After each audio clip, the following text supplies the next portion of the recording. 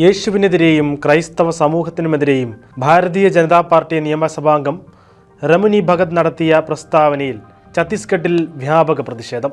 രമുനി ഭഗത്തിനെതിരെ പ്രതിഷേധ സൂചകമായി മനുഷ്യച്ചങ്ങല ഉണ്ടാക്കിയാണ് ക്രൈസ്തവർ പ്രതിഷേധിച്ചത്. സെപ്റ്റംബർ 1 ധേഗ്നി ഗ്രാമത്തിൽ നടന്ന പരിപാടിക്കിടെ ഭഗത് നടത്തിയ പരാമർശങ്ങൾക്ക് മറുപടിയായാണ് പ്രതിഷേധമെന്ന് ക്രിസ്ത്യൻ ആദിവാസി മഹാസഭയുടെ പ്രസിഡന്റ് അനിൽ കുമാർ കിസ്പോട്ട പറഞ്ഞു.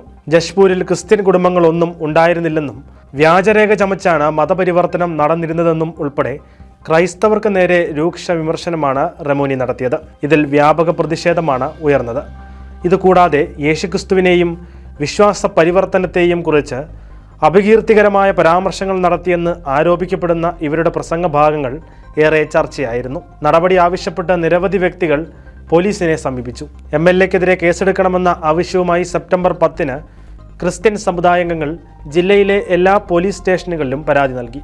സെപ്റ്റംബർ 25 വരെ സമയപരിധി കഴിഞ്ഞിട്ടും നടപടി ഉണ്ടാകാത്തതിനെ തുടർന്നാണ് MLAയെ അറസ്റ്റ് ചെയ്യണമെന്നാവശ്യപ്പെട്ട് ക്രിസ്ത്യൻ ഗോത്ര മഹാസഭ കഴിഞ്ഞ ദിനം മനുഷ്യച്ചങ്ങല സംഘടിപ്പിച്ചത്. ഭഗത്തിന്റെ പരാമർശത്തിൽ ക്രിസ്ത്യൻ സമൂഹങ്ങൾക്കിടയിൽ കടുത്ത നീരസമുണ്ടെന്നും ഇത്രയൊക്കെ ആയിട്ടും പോലീസ് ഒരു നടപടിയും എടുത്തിട്ടില്ല എന്നും ക്രൈസ്തവർ ചൂണ്ടിക്കാട്ടി.